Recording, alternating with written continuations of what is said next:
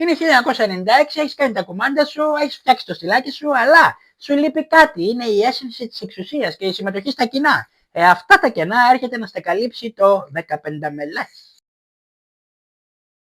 Τώρα, η φάση με όλη αυτή την ιστορία έχει να κάνει με το ότι αν κάποιος θα σκεφτεί αργότερα, ας πούμε, θα καταλάβει και την ουσία του πράγματος και μπορεί να βγάλει και μια πλάκα από όλο αυτό.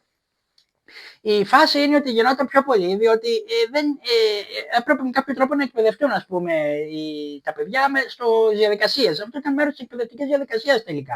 Υπάρχουν κάποιοι λόγοι που μπορεί να υπάρχουν, κάποιοι σατυρικοί λόγοι, ας πούμε, που μπορεί να βγουν, αλλά οι οποίοι, αν τους σκεφτεί κάποιος λίγο περισσότερο αργότερα, θα δει ότι κοίτα, ας πούμε, πώς τα φέρνει η ζωή.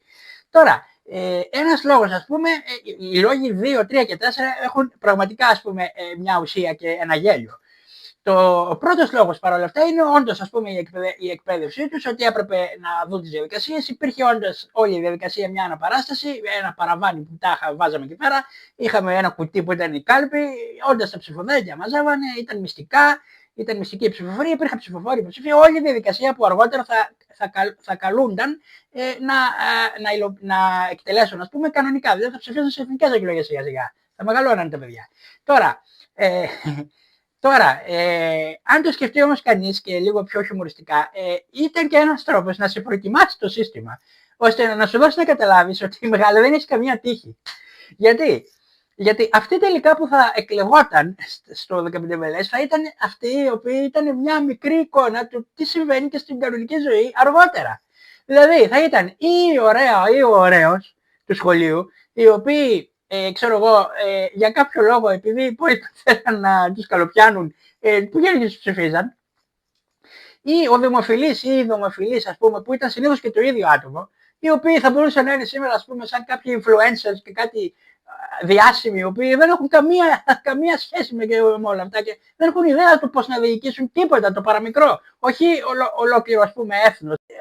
Άλλοι που οι οποίοι θα εκλεγόταν θα ήταν, ας πούμε, συνήθως η αυλική αυτών, ακόμα και η αυλική αυτών, οι οποίοι θα κάλυπταν τις υπόλοιπες θέσεις, οι οποίοι είναι και αυτοί μέσα σε αυτό το κουρμπέτι και είναι μέσα σε αυτή την πιάτσα, ας πούμε, οι οποίοι αντίστοιχα είναι και οι ίδιοι, ας πούμε, τρεχάμενοι παρατρεχάμενοι αυλικοί άλλων, ας πούμε, που είναι μαγνήτες ψήφων.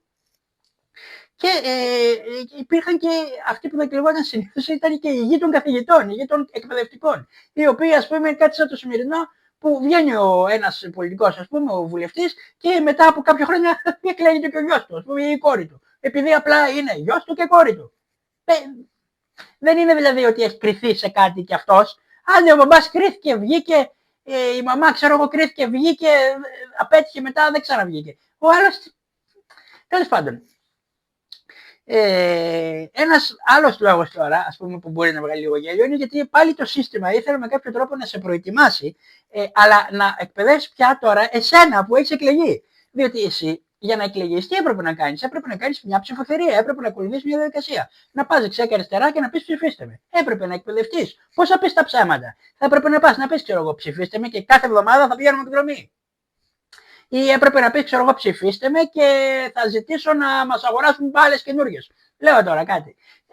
Έταζες κάτι, έπρεπε να εκπαιδευτείς ότι κάτι πρέπει να δώσεις εδώ πέρα, αλλά να εκπαιδευτείς και στο μετά, στη διαχείριση του μετά. Διότι μετά, αν εκλεγώσουν, έπρεπε να βρεις έναν τρόπο να ελιχθείς, διότι δεν θα έκανες αυτά που είπες. Ερχόταν η στιγμή που θα είχες εκλεγεί, ξέρω εγώ, στο 15 μήνες και ερχόταν οι άλλοι και σου λέγανε τι έγινε, τρίτη εβδομάδα και δεν έχουμε πάει για εκδρομή. Και θα σου λέγε αυτός, εγώ το ζήτησα, αλλά δεν θέλει ο διευθυντής. Και τώρα, ο τέταρτος, ας πούμε, λόγος, ας πούμε, που μπορεί και κάποιος χιουμοριστικά έτσι να το σκεφτεί και να πει ότι γιατί γινόταν όλο αυτό, ήταν και το ότι το σύστημα εκπαίδευε εσένα πάλι που είχες εκλεγεί, στο γεγονός ότι εσύ έπρεπε τώρα με κάποιο τρόπο να ξεχωρίσεις. Ήσουν, ας πούμε, σε μια θέση εξουσίας. Δεν ήσουν τώρα με το λαό, με την πρασκλασσαρία. Έπρεπε με κάποιο τρόπο να βγάλεις, ας πούμε, κάποιο όφελος από όλο αυτό. Έτσι. Διότι αυτό θα γινόταν και μετά. Οπότε εσύ τι λες?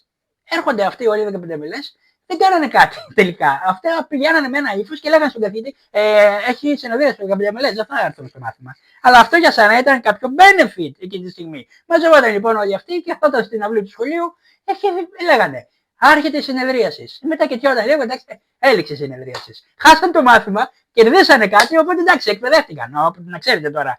Μετά όταν αυτό, να ξέρετε ότι να έχετε να περιμένετε κάτι. Βέβαια, υπήρχε και το άλλο, διότι τότε είχε έρθει το σύστημα και σε εκπαίδευε χωρίς καν να το ξέρεις, πριν καν ξεκινήσει επίσημα η εκπαίδευσή σου, σαν ένας νέος τρανός πολιτικός. Διότι τι γινόταν. Υπήρχε, ας πούμε, έλεγες εσύ, να μπω στο 15 μελές, να γίνω πρόεδρος, να κυνηγήσω να γίνω πρόεδρος, γιατί τι γίνεται. Ούτως ή άλλως Πανελλήνιες δεν θα περάσω. Αλλά επειδή οι γονείς μου, ας πούμε, μπορούν και θα με στείλουν στο εξωτερικό, σε κάποιο πανεπιστήμιο του εξωτερικού, να σπουδάσω, ξέρω εγώ, αυτό που θέλω εγώ, να πάω να γίνω φερειπίν μαθηματικός, τι θα κάνω. Θα γράψω κιόλας και ότι ήμουνα και πρόεδρος του σχολείου. Αυτοί για κάποιο λόγο οι τύποι εκεί πέρα τα κοιτάνε αυτά. Οπότε να το πάλι το benefit. Ερχόταν το σύστημα και σου έλεγε μεγάλε, δεν θα κάνεις εδώ πέρα ότι να είναι έτσι. Θα πρέπει να το κάνεις με κάποιο σκοπό. Εν τω μεταξύ, η πλάκα είναι ότι εκτός από αυτές τις εκλογές του 15 μελούς, υπήρχαν και οι άλλες της τάξης.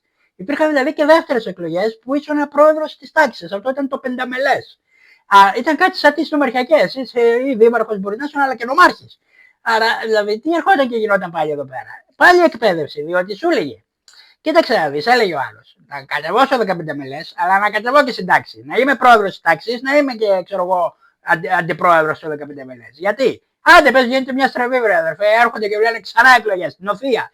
Είμαι όμως πρόεδρος της τάξης, δεν έχω μείνει έτσι. Οπότε σου λέει αργότερα, όταν θα βγεις, ας πούμε, εκεί έξω και θα θες να κάνεις κάτι τέτοιο, πήγαινε, βγες βουλευτής. Άμα είσαι βουλευτής, γίνε υπουργός, πάλι γλύψε εκεί πέρα, κάνει ό,τι μπορείς, πες ό,τι πει η κυβέρνηση καρογό. Ανεβαίνεις, σου δίνει υπουργική, ας πούμε, υπουργείο, όπου μετά γίνεται ένας ανασχηματισμός. Χάσεις το υπουργείο, αλλά είσαι βουλευτής. Κατάλαβες, εκπαίδευση. Υπήρχαν και αυτοί οι οποίοι ήταν τα μέλη, ας πούμε, και μάλιστα όχι στο 15 μελές, το μεγάλο και του σχολείου, αλλά στις τάξεις. Αυτοί ήταν, ας πούμε, μέλη στο προεδρείο της τάξης, δεν ήταν καν πρόεδρος της τάξης. Αυτοί πηγαίνανε περισσότερο έτσι για τη συμμετοχή. Αλλά και πάλι ερχόταν το σύστημα και δεν σου έλεγε, σε εκπαίδευε γιατί. Παιδί μου, σου έλεγε εσύ σε λίγο θα βγεις εκεί, θα πας έξω. Λοιπόν, εκεί, άμα πας οπουδήποτε και φωνάξεις πρόεδρε, θα γυρίσουν όλοι. Γιατί? Όλοι θα είναι κάπου πρόεδροι. Δηλαδή θα ήταν ο πρόεδρος, ας πούμε, μιας ομάδας του Β' τοπικού Αχαΐας. Θα ήταν, ξέρω εγώ, ο πρόεδρος του συλλόγου, ξέρω εγώ, φίλων φωτογραφίας Δυτικής Μακεδονίας.